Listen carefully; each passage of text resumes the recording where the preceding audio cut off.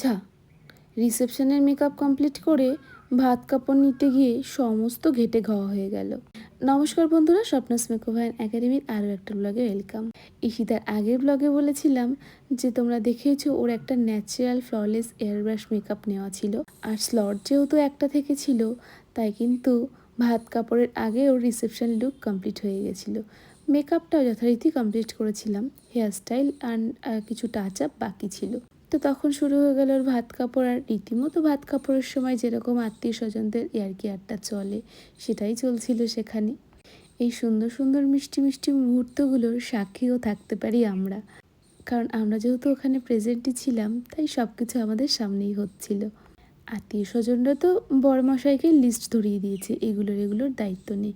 ঈশিতা পাশ থেকে বলছে গয়নার দায়িত্বটা নিলেই হবে। আমরা বোধহয় সব মেয়েরাই গয়নাটা একটু বেশিই ভালোবাসি। আর এদিকে দেখো ভাত কাপড় নেওয়া কমপ্লিট, এবার ঈশিতাকে জোর জবরদস্তি গড় হয়ে প্রণাম করতেই হবে, আত্মীয় স্বজনদের দাবি।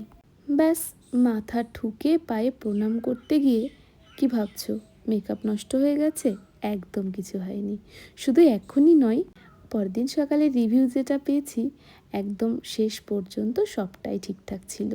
যতক্ষণে দেখি ঈশিতার ভাত কাপড় চলছিল ততক্ষণে ওর ননদের মেকআপ লুকটা আমি কমপ্লিট করছিলাম। তো যথারীতি তারপরে চলে এসছে ঈশিতা, বাকি কাজটুকু ওর কমপ্লিট করতে হবে। তো তার মধ্যে ছিল কিছু ফটোশ্যুট, অর্থাৎ ফটোগ্রাফার ভাইদের দাবিতে কিছু টেক নিতে দিলাম ওদেরকে মেকআপের সময়ের। আর তারপরে কিন্তু ফাইনাল টাচ আপ। এখানে একটা বিষয় নিয়ে দুজন মিলে কনফিউজ ছিলাম। টিকলিটা আমার মনে হচ্ছিল না পরালে সিঁদুরের জন্য বেশি মুখটা ব্রাইট লাগছে। ঈশিতার প্রথমে ইচ্ছা ছিল টিকলিটা পরবে, তারপর যখন নিজেই আয়না দিয়ে দেখলো টিকলি দিলে কেমন লাগছে আর ছাড়া কেমন লাগছে, ওরও মনে হলো আমার মতামতটাই ঠিক আছে। তারপরে যথারীতি টিকলিটা খুলে ফেলা হলো। আচ্ছা, তোমরা কিন্তু অবশ্যই একবার জানিও যে ঈশিতার এই লুকটা তোমাদের কেমন লাগলো। ভালো খারাপ সবটাই মন খুলে জানাতে পারো। প্রত্যেকের পছন্দ আলাদা, তাই প্রত্যেকের মতামতও আলাদা। যথারীতি ঈশিতাকে টাটা করে ফার্স্ট বাইট কমপ্লিট করে সেখান থেকে বেরিয়ে পড়লাম সেকেন্ড বাইটের উদ্দেশ্যে। আর রাস্তায় যেতে যেতে দাদা আবার একটু লস্যি কিনে দিল, কারণ আমার খুব খিদেও পেয়ে গেছিলো। অনেকেই জিজ্ঞাসা করো দিদি সবটা তুমি নিজে হাতে করো? তোমরা এই ব্লগগুলো দেখলে নিশ্চয়ই বুঝতেই পারো যে একদম কমপ্লিট করে ভিডিও নিয়ে তবে কিন্তু আমি সেখান থেকে আর একটা ব্রাইডের বাড়িতে যাই।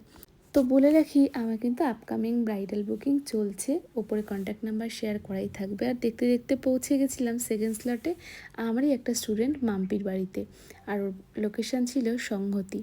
তো গিয়ে আগে জিজ্ঞাসা করেছিলাম, আর ও এক কথায় বারবার বলেছিল আমার কোনো কিছু নিয়ে কোনো দাবি নেই।